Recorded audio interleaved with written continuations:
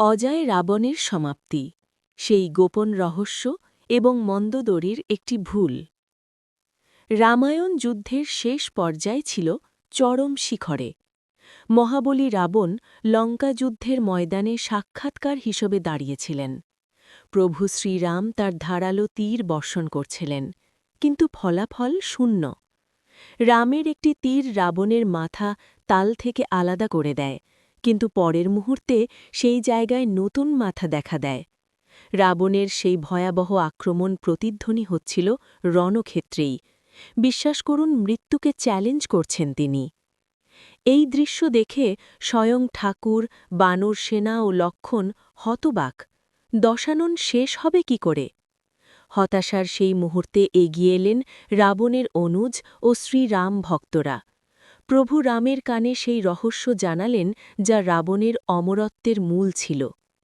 বিভীষণ বলেন, প্রভু, রাবণ সাধারণ নন, তার নাভিতে ব্রহ্মাজি স্বয়ং স্থাপন করেছেন অমৃতকুণ্ড। যতদিন এই অমৃত তার নাভিতে নিরাপদ থাকবে, ততদিন পৃথিবীর কোনো অস্ত্রই তার প্রাণ হারাতে পারবে না।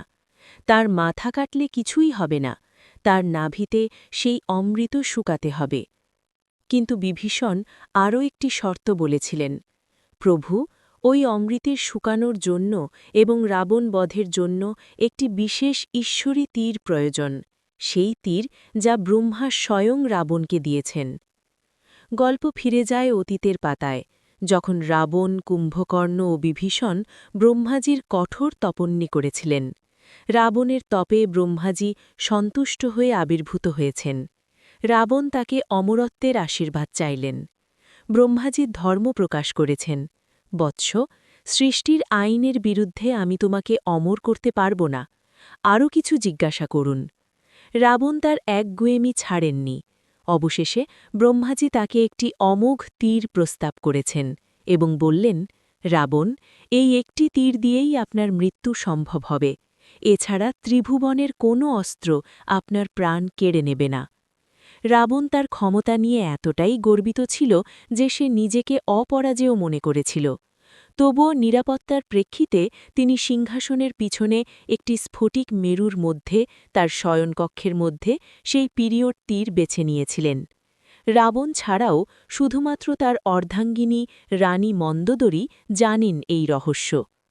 রণক্ষেত্রের সমস্যা ছিল, বিভীষণ জানত যে তিনি তীর চান, কিন্তু রাবণ তীর কোথায় লুকিয়েছিলেন তা জানত না।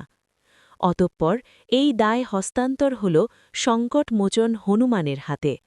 হনুমানজি অবিলম্বে একজন বৃদ্ধ ও জ্ঞানী জ্যোতিষীর রূপ নিয়ে লঙ্কা শহরে প্রবেশ করেন। তারা ইচ্ছাকৃতভাবে প্রাসাদের চারপাশে ভবিষ্যদ্বাণী শুরু করেছে। সঠিক কথায় মুগ্ধ হয়ে সেবিকারা মন্দোদরীতে এই খবর পৌঁছে দেন। স্বামীর জীবনের সংকট দেখে সেই জ্যোতিষীকে ঘরে ডেকে নিলেন বিকুল মন্দোদরী। হনুমানজি কথা বলতে পাতা ছুঁড়ে ফেলে দিলেন। সে দুশ্চিন্তার কণ্ঠে বলল, রানী, গ্রহগুলির অবস্থা বলে দিচ্ছে রাবণের সময় নিকটবর্তী। ব্রহ্মাজির সেই বিশেষ তীর, যার দ্বারা তার মৃত্যু সম্ভব, তিনি কি নিরাপদ? শত্রুর হাতে হাত দিলে সর্বনাশ।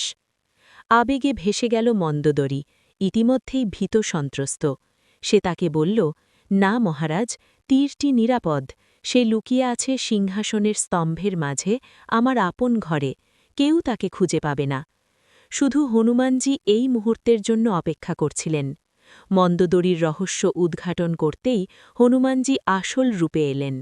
মন্দোদরী কিছু বুঝতে না হতেই সেই স্তম্ভটি ভেঙে দিয়ে ঐশ্বরিক তীর বের করে আকাশ থেকে উড়ে চলে গেলেন প্রভু শ্রীরামের কাছে। শ্রীরামের হাতে ব্রহ্মাস্ত্র দেখে রাবণের পায়ের নিচে মাটি পিছলে গেল। সে বুঝে গেছে তার শেষ নিশ্চিত এখন। শ্রীরাম ধনুবের ওপর ওই ঐশ্বরিক তীর নিবেদন করেন, মন্ত্র জপ করেন এবং পদত্যাগ করেন। বিদ্যুতের গতিতে ওই তীরটা সরাসরি রাবণের নাভিতে চলে গিয়েছিল। নাভির অমৃত ক্ষণিকের জন্য শুকিয়ে গেল। রাবণের সমস্ত মায়া শেষ হয়ে তিনি বিশাল লঙ্কাপতি ধারাশায়ী হয়ে গেলেন। তিনি তার মৃত্যু ঘটিয়েছেন। এই বর্ণনাই শিক্ষা দেয়, শয়তান যতই শক্তিশালী হোক না কেন, আর যত গভীরে তার শেষ লোকাও না কেন, ধর্ম ও সত্যের কাছে তা পরাজিত নিশ্চিত। জয় শ্রীরাম।